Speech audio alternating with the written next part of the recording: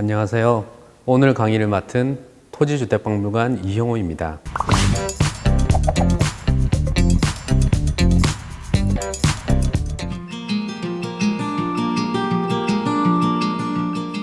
저는 오늘 우리 박물관에서 전시하고 있는 유물 중에서 다른 박물관에서는 보기 어려운 특별한 유물을 소개해 드리려고 합니다.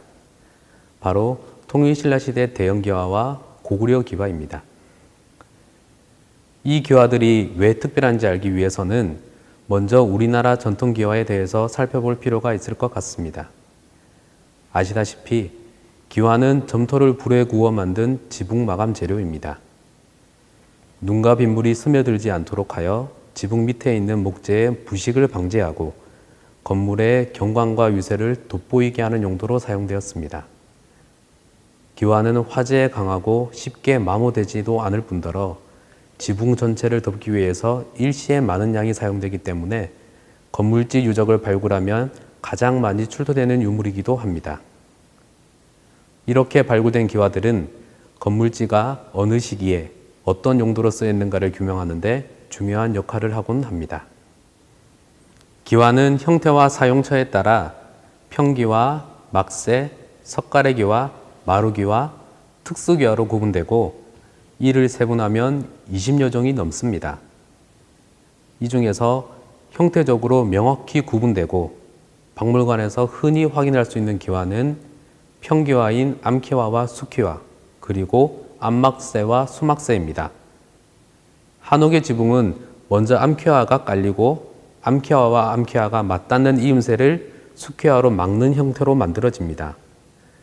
따라서 암기와는 기와골을 형성하게 되고 수기와는 기와 등을 형성하게 됩니다.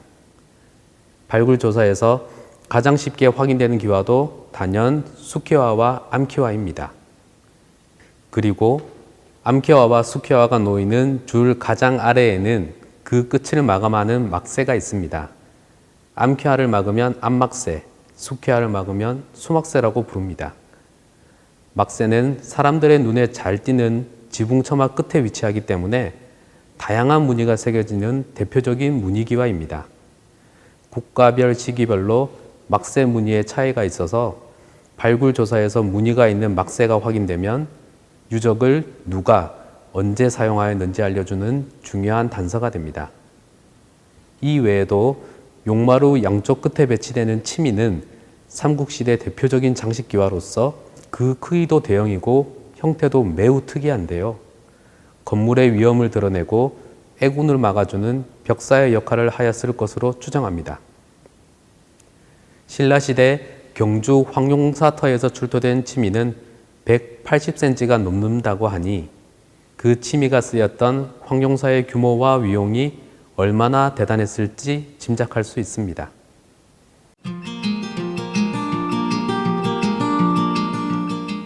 그럼 우리나라에서 기와는 언제부터 쓰였는지 살펴보도록 하겠습니다.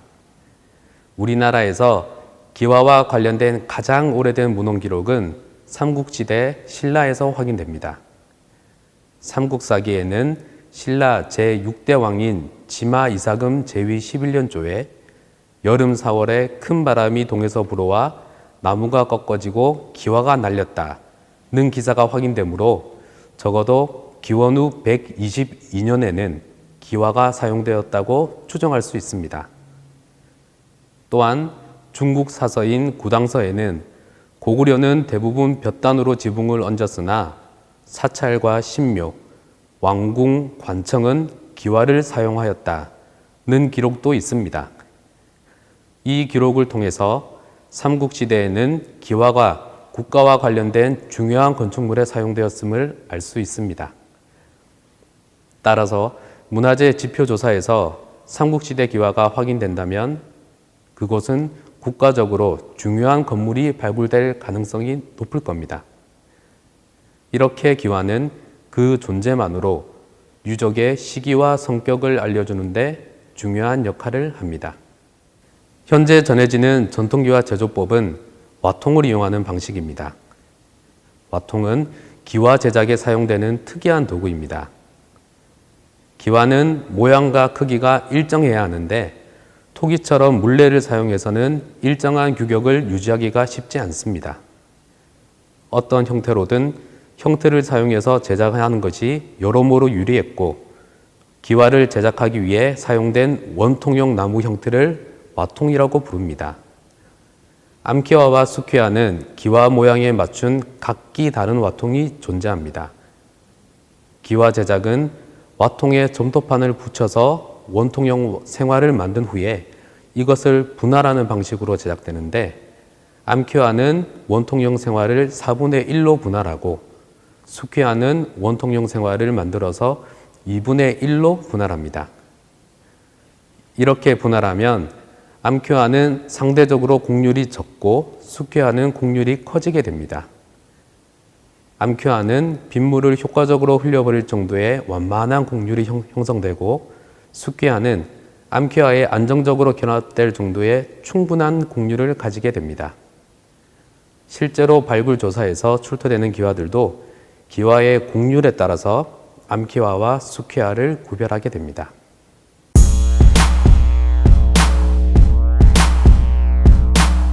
그럼 지금부터 박물관에 전시된 특별한 기와 유물에 대해서 소개해 드리도록 하겠습니다.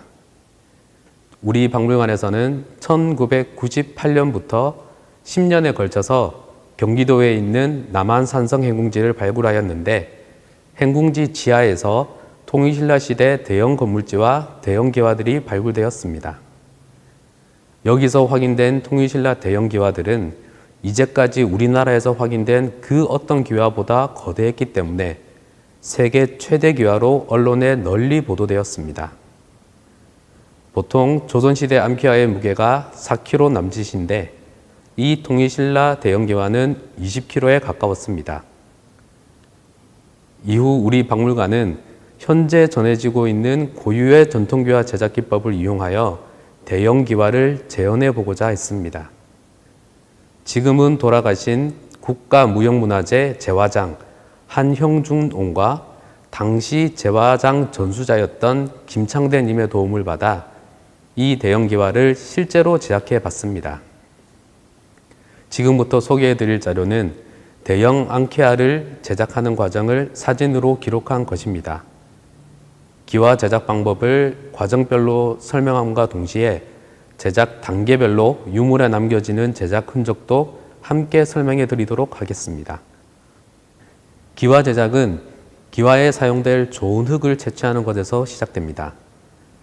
보통 표토층에서 30에서 40cm 이상 파내면 기와 굽기에 적당한 흙이 나옵니다. 흙 색깔은 검은 흙, 누런 흙, 붉은 흙이 고루 섞여 있는 것이 좋습니다. 다음으로 흙변을 쌓기 작업을 하게 됩니다. 흙변을은 흙더미로 생각하시면 됩니다. 흙변을 쌓기는 적당량의 흙덩이를 떡치듯이 내리치면서 둥글게 쌓아 올립니다. 어느 정도 흙이 쌓이면 맨발로 둥글게 돌아가면서 밟아서 원통형으로 된 흙무더기를 만듭니다. 다음은 흙을 쌓아놓은 모양이 담 쌓은 것과 비슷하다고 해서 전라도 방언으로 다무락 쌓는다 라고 불려지는 작업입니다. 흙무더기를 직육면체 모양으로 네모 반듯하게 만들어서 점토판을 만들어낼 준비를 합니다. 다음으로 와통에 포목을 붙이는 작업을 합니다. 만약 와통에 점토판을 바로 붙일 경우 나중에 분리하는 과정에서 점토의 접착력 때문에 기껏 만들어 놓은 원통형 생화가 어그러질 수 있습니다. 그래서 와통에 마포와 같은 포목을 먼저 부착하고 그 위에 점토판을 붙이는 방식이 사용됩니다. 이렇게 하면 성형이 끝난 후 점토판에서 와통을 쉽게 분리할 수 있습니다. 이런 제작 과정을 거치기 때문에 기와 내면에는 씨줄과 날줄로 촘촘히 엮인 포목흔이 나타나게 됩니다. 이 포목흔은 여타 유물과 기와를 구별하는 주요한 흔적이자 현대 기와와 전통 기와를 구별하는 중요한 자료가 됩니다. 이제 네모 반듯하게 쌓아 올린 다무락에서 점토판을 떼어낼 차례입니다. 가는 줄이나 철사를 양쪽에서 잡고 기와의 두께에 맞춰서 기와로 쓸 점토판을 떼어냅니다. 이때 아무리 이물질을 골라낸다고 해도 점토 속에 있는 작은 모래 알갱이까지 전부 제거하기는 어렵습니다. 따라서 점토판을 철사와 같은 찔줄로 떼어내는 과정에서 모래 알갱이가 밀린 흔적이 점토에 남게 되는데 이런 흔적을 사절흔이라고 부릅니다. 이런 사절흔은 기와 내면에서 쉽게 관찰되는데 앞서 말씀드린 포목흔과 함께 기와와 다른 유물을 구별하는 주요한 흔적이 됩니다. 다음으로 직사각형 모양으로 잘린 점토판을 다무락에서 분리시켜 나무로 만든 원통형 와통에 둥그렇게 붙입니다. 이렇게 원통형 와통에 직사각형 모양의 점토판을 붙이면 기와 내면에는 점토판이 합쳐진 이른바 점토 하푼이 나타나게 됩니다. 다만 점토 하푼은 절단 방식이나 제작 상황에 따라 지워지거나 관찰하기 힘들 정도로 희미하게 남아있는 경우가 많습니다. 와통에 점토판을 붙이고 나면 나대질을 하여 전체적인 모양을 다듬게 됩니다. 이후 전체적으로 물손질을 하여 표면을 매끈하게 만들고 문양이 새겨진 탄알판을 두드려서 기와 표면에 무늬를 찍어 넣습니다. 이 탄알 작업은 기벽을 단단하게 만들어서 기와를 구울 때 기와가 갈라지거나 파손되는 것을 막아주는 역할도 합니다. 나대질과 물손질, 탄알 작업을 반복하면서 기와는 점차 원통형 생화로서의 모습을 갖춰가게 됩니다. 다음으로 와통에 원통형 생화가 부착되어 있는 상태 그대로 건조장으로 이동시킵니다. 그리고 원통형 생화에서 와통을 들어 올려 원통형 생화와 와통을 분리시키고 내면에 있는 포목을 제거합니다. 성형된 기와는 그늘에서 2일에서 3일 정도 건조시킵니다.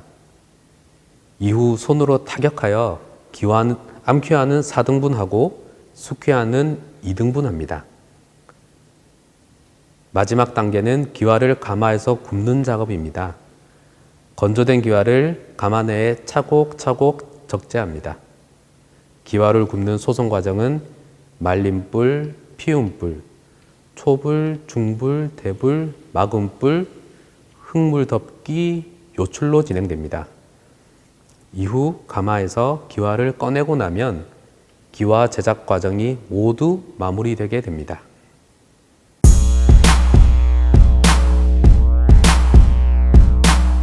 이번에는 고구려 기와의 특징에 대해서 말씀드리겠습니다.